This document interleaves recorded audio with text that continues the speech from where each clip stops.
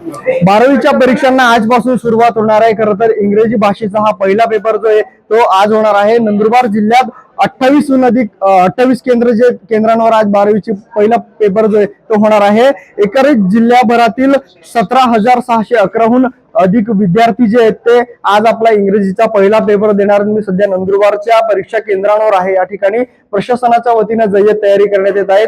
कुठलाही अनुचित प्रकार घडू नये, गैरप्रकार होऊ नये, कॉफी होऊ नये यासाठी देखील शाळेचे व्यवस्थापन असेल किंवा प्रशासन असेल दक्ष असून सीसीटीव्ही कॅमेरा असतील, यासोबतच ड्रोनच्या माध्यमातून आणि व्हिडिओ शूटिंगच्या माध्यमातून सगळी निगराणी जी याचे विद्यार्थ्यांची केली जाणार आहे।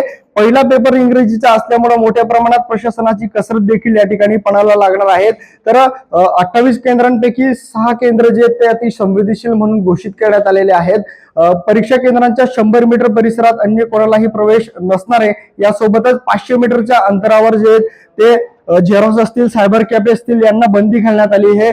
या जमावबंदीचे आदेश देखील प्रशासनाच्या वतीने देण्यात आलेला आहे।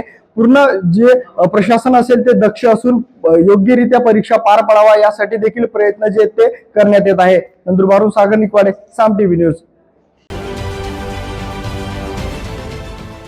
देश विदेशातील प्रत्येक घडामोडींचे लाईव्ह अपडेट मिळवण्यासाठी आता साम टीव्हीच्या सर्व सोशल मीडिया प्लॅटफॉर्मला लाईक, फॉलो आणि सबस्क्राईब करा। तसंच सर्व नोटिफिकेशनसाठी बेल आयकॉन प्रेस करायला विसरू नका।